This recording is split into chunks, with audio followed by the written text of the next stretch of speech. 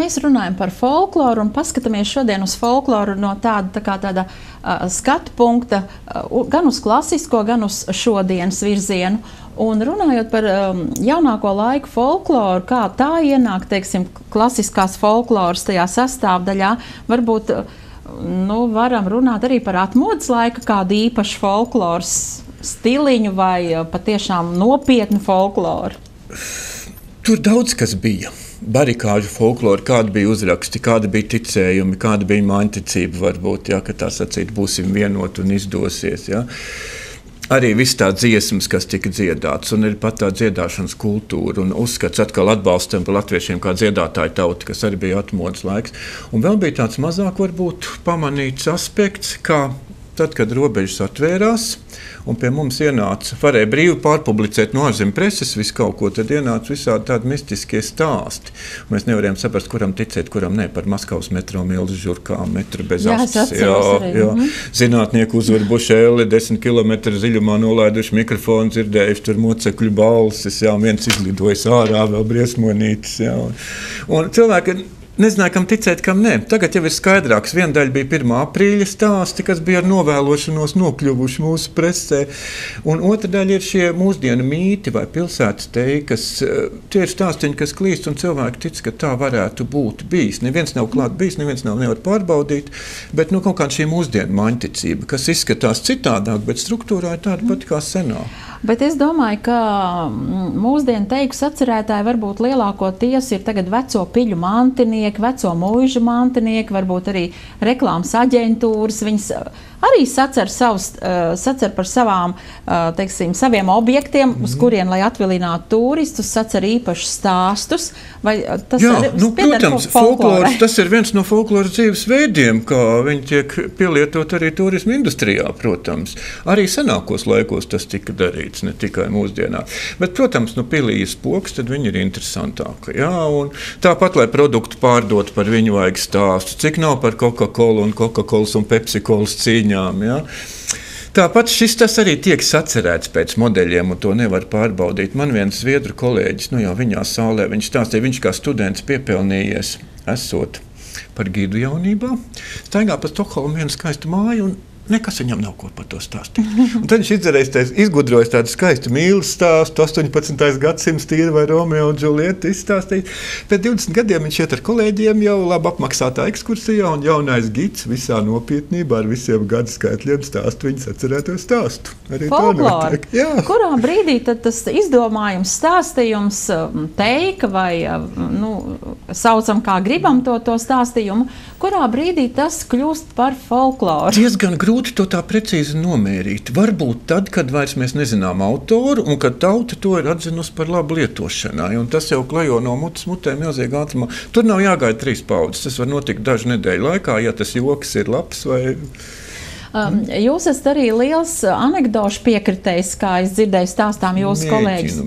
Mēģinu, bet visi saka, ka fantastisks, ka jūs gan ne tikai krājat, ne tikai zinat daudz anekdošu, bet sakat, ka par katru politisko notikumu, par katru sabiedriski tādu nozīmīgu notikumu var izdomāt, anekdoti vai paskatīties no anekdotiskās puses, vai tiešām tā tas arī ir tik viegli? Zinātnieki tā gandrīz nevienu nav notvēruši, kas anekdoti ir izdomājis. Viņas rodās kaut kur citur un ļoti grūti notvert pie rokas. Otra lieta, kā par mūsdienu politiķiem ļoti labi dara veco laiku anekdotas. Tās galvas mainās, bet situācijas jau paliek. Ja? Bet ne tikai par politiku. Vienkārši uz dzīvi ir priecīgāk skatīties, ja tev par katru lietu tu var arī pasmaidīt un no ironiskās puses paskatīties. Un šo lietu var uztrenēt. Es pirms aizmigšanas lasu vienkārši vecas anekdošu grāmatas, tad es paskatos internetā, kas jauns parādās, un visgrūtākais atcerēties. Bet var uztrenēt to sajūtu, ka īstā brīdī īsta anekdota izlec ārā. Protams, tas prasa drusku tādu sportisko formu. Sportisko formu, asu domu un labas folkloras zināšanas var būt. Arī, jā. Bet, nekautrējoties, un nelieloties, droši vien jūs varat teikt ar lepnumu, ka jūs tā kā kurējat vai arī pat esat aizsācis Latvijā stāstnieku kustību, kas citviet pasaulē jau varbūt kādu laiku pirms tam ir bijušas pietiekami populārs. Jā, tāds uzskats ir, un es esmu diezgan taisa sākumā. Man laikam ir jāraksta vēsturi, jo es to vēlreiz labāk zināt. Sākās laikam ar to, ka man vienkārši bija žēl, ka tie labie folkloras teicēji, no kuriem folkloras vācēji pieraksta, pēc tam vairs nav vajadzīgi, un tad viņus nerāda pa citiem, lai nesabojātu to it kā šķietamo neskarto tradīciju. Es vedu šos teicējus rādīt cilvēkiem, kā viņi, un mēģināju atminēt, kāpēc veca sieviņa Vandzenē Alma Makovska pasaka stāstītāji pār pa 60 pasakām, es no viņas dzirdēju, un viņa lielai skolas zālē vai jebkurai publikā viņi stāsta to pasaku un visi klausās, jo tas ir tikai pēkšņi pa īstam. Ja? Vai to var nodot tālāk, vai to var iemācīties. Tad mēs sākām ar bērniem. Mana kolēģa Māra Melēna, Pulkā Teku bērnu folkloras festivāla organizatori. No 97. gada mums ir stāstnieku konkurss bērniem, kur finālā sacenšās jau ap 100 un ir 5 minūtēs jāizstāsta pasaka, gadījums no dzīves un anekdoti. Ja? Un tā tas turpinās. Jā, es atvainojos, mums ir zvans studijā. Varbūt klausīsimies, ko mums saka skatītājs. Sveicināti, halo! Jā, labvakar, kundze. Es tagad redzu televīziju programmu, ja? Jā. Sakiet, lūdzu, kā Krievu valoda būs pētnieks? Pētnieks? Jā. Следователь? Исследователь, droši vien, jā. Исследователь, да? Jā. Я бы хотел задать такой вопрос. Лūdzu. Что касается фольклора. Имеется в виду латышская культура. Латышская культура очень самобытная. Почему я не вижу по телевидению, по своему телевидению, я не вижу пропаганды латышской культуры. Латышская культура самобытная.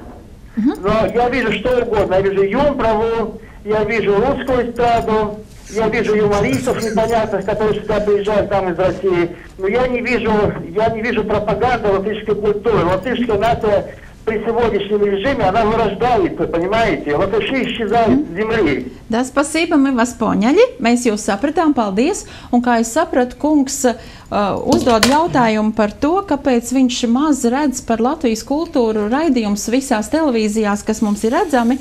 Un varbūt mēs nonākam steidzamā kārtā pie jautājuma, par ko mēs arī pirms raidījuma runājām, par to, par birokrātiskām būšanām, par folkloras atskaitēm, par kultūras pasākumu atskaitēm. Varbūt par to mēs varam parunāt tagad. Es varbūt vēl pateikšu, ka folkloras raidījums Klēts daudzus gadus bija un Freidberga viņu veidoja. Jā. Nav tā, ka nebūtu. Ja pameklē, var atrast diezgan daudz. Arī internetā diezgan daudz, ko var atrast. Bet tā intensīva nav.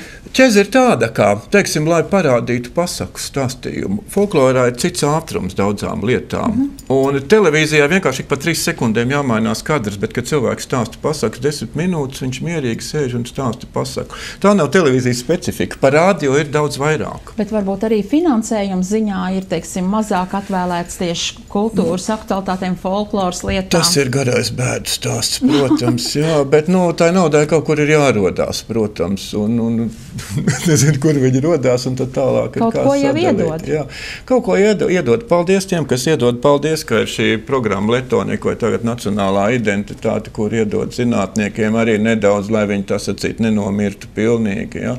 Bet nepietiek, lai aizbrauktu uz ārzemju konferencēm un grāmatas nopirkt par to audziņu. Ja? Un tā ir tāda dzīvības vilkšana. Bet tomēr darbi ir un rezultāti ir. Jā. Bet tagad mēs pēc šī jautājuma, skatītāju uzdotā jautājuma, principā varam teikt, izdarīt tādu secinājumu, ka lēnām kaut kas virzās uz to virzienu, lai arī, teiksim, citas nacionalitātes pārstāvji vairāk varētu tikt informēti par Latvijas kultūras būšanām, vai ne? Var teikt, ka tā lēnām uz to virzāmies? Es domāju, ka visu laiku jau tas notiek. Jā, varbūt nevienmēr ir tas īstais kanāls. Mēs meklējam vienā vietā, bet ir kaut kur citur. Man ir tā mīļa anekdote, ka dārājs staigā zem elektrības staba un kaut ko meklē. Pienāk milicis vai policists, prasa, ko tu meklē? Šis saka, man pie durvīm atslēgas izkrīt. Kāpēc tu pie durvīm nemeklē? Šis saka, te gaišāks.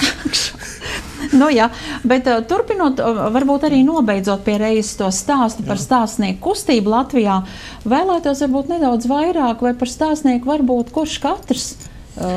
Mēs esam būtībā, kurš katrs mēs stāstām stāstus, mēs dzirdam ikdienā stāstus. Cita lieta ir sākt ar to apzinātāk nodarboties un stāstīt citiem un stāstīt publiski. Latvieši netic, ka to var iemācīties. Dziedāt var, bet ka stāstīt nevar iemācīties. Bet stāst ir par ko? Par kādu konkrētu kultūras notikumu? Vai... Katram ir savi. Cits ir pasaku stāstītājs, cits ir anekdošu stāstītājs. Cits savu gājienu no rīta uz darbu var izstāstīt tā, ka visiem mutes paliek vaļā. Ja? Cits ir uz tēkām, cits ir mazliet uz mistiku. Ja? Un katram ir jāatrod tie stāsti. Citiem bērni piespiež pasaku stāstīt. Paņem pasaku grāmatu un daudz labāk ir lasīt to. Nevis lasīt, bet stāstīt to izdomāt pašam. Var arī izdomāt, var piedomāt, var skatīties tam klausītājiem acīs, un tad jau tu redzēsi. Kāpēc pēc jūsu domām pasakas tik bieži beidzas arī diezgan tā dramatiski vai, teiksim, tā skumji? Tad tur apēd, tad tur neapēd, tad tur cep, tad tur vāra, ansīta un grietiņu un tā, bet, beigās tomēr tā laimīga. Ko tas ir tāda pasakas definīcija. Pasakas ir nedaudz briesmīgi stāsti, kur saudzīgi sagatavo bērnus vakar televīzijas raidījumu skatīšanai. Jo tur ir daudz vairāk viss šīs pašas lietas, bet neskāpēc vakar pasaciņā. Pasakas ir tā, ka viņas ir tās brīnuma pasakas, ko mēs pazīstam, viņas ir vēsturiski diezgan jauns veidojums, bet viņas ir no daudziem veciem elementiem, kuri dažādu laiku uzskatu saplūduši kopā. Un, protams, vai kaut kādas šausmas, lai izietu pie tās laimīgām beigām. Visneticamākā lieta pasakās man ir kas? Pats nobeigums. Un tad viņi apprecējās un dzīvoja laimīgi. Ilgi un laimīgi. Un abi kopā vienā dienā. Jā. Aizgāja. Tas būtu skaisti. Bet vai šī pasaku stāstīšana, vai stāstu stāstīšana, tas, ka mums viņa varbūt nav tā ierasti līdz šim gājusi, tāpēc, ka komunikācija samazinās arī ģimenes lokā, ne tikai starp valdību un starp valdības institūcijām. No vienas puses samazinās, no otras puses notiek bezcerīgi. Internets mums dod jaunas iespējas komunicēt, vienkārši vajag viņus izmantot. Jā. Un, protams, ka vajag vienmēr vairāk izmantot iespējas sarunāties. Un tad var labāk saprasties, ka tu sarunājies. Un tieši šī mutvārda sarunāšanās un personīgā, viņi palīdz ļoti daudz lietas atrisināt. Labi, tad ko mēs varam novēlēt un no mūsu skatītājiem to, ka vairāk vajag runāties savā starpā, vairāk vajag pastāstīt vienam otram kolēģim par savu ceļu uz darbu vai uz skolu no īpatnējā savu skatu punkta ar mazu piešprici no fantāzijas, lai visiem labs garstāvoklis un lai folkloristiem ir darbs. Darbs mums ir tik daudz, jā. Paldies par sarunu, paldies visiem, kas skatījās. Paldies par klausīšanos.